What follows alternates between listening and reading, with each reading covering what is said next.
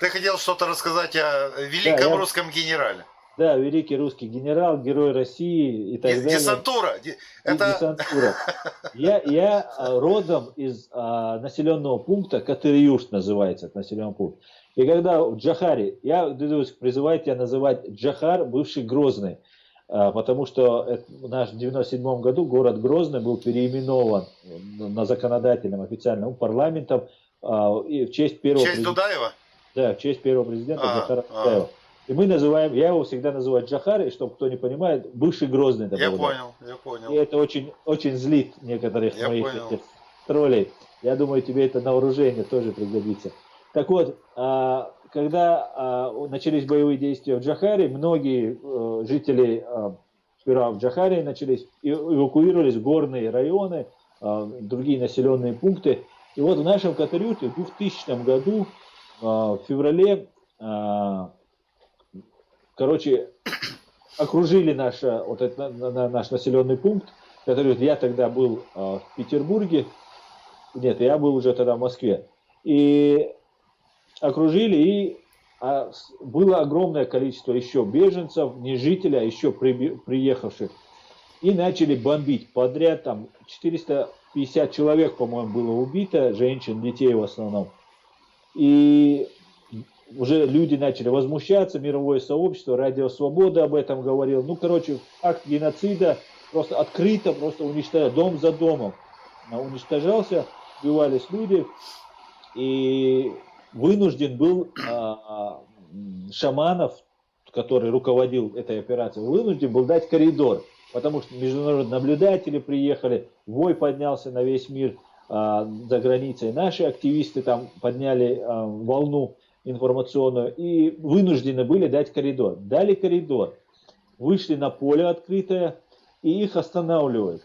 И прилетает вертолет, а там стоят русские полностью, вот этот населенный пункт окружен, это большой населенный пункт, там, ну, по-моему, 10 тысяч, или, ну вот я боюсь ошибиться, ну, большое количество, короче говоря, проживает людей. Прилетает вертолет, из вертолета уходит Шаманов, Владимир Шаманов, и говорит, все мужчины от 14 или от 12 лет возвращаются обратно, только женщинам и детям можно выйти.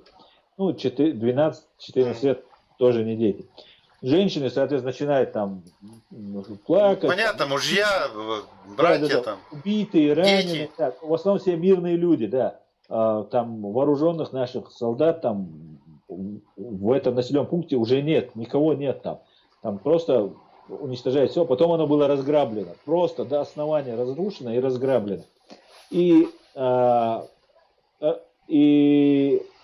среди российских вот этих оккупантов были чеченоязычные полицейские, ОМОНовцы, так называемый собранный ОМОН.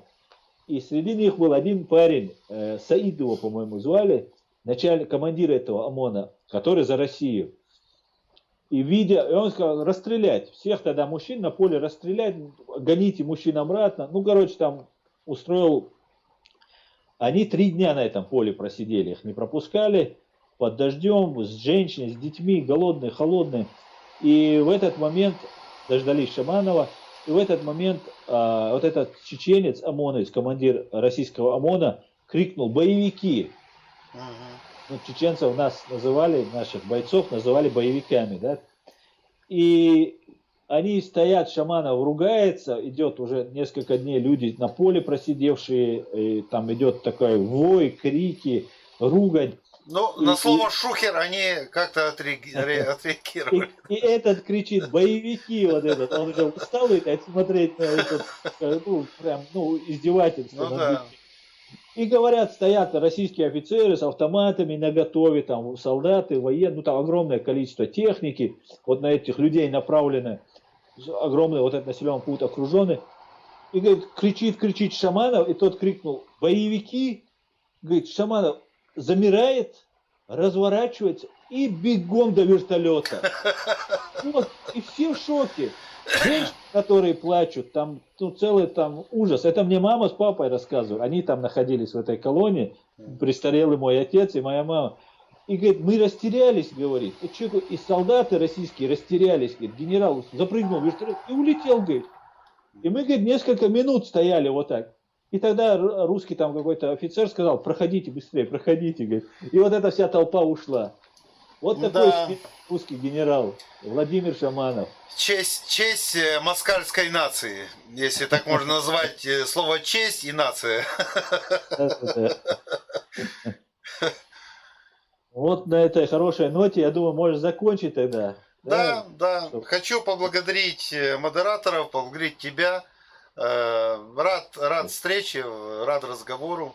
Мне кажется, многим какие-то непонятные мысли стали. То есть, но главное, с украинской стороны у меня есть большое желание, чтобы видели адекватных чеченских людей. Чтобы вот это, что нам вталкивали, кто может сейчас смотрит ящик, который вливает в уши вот эту москальскую пропаганду, чтобы поняли наконец. Во-первых, себя научились уважать. Во-вторых, научились уважать людей, которые достойны уважения.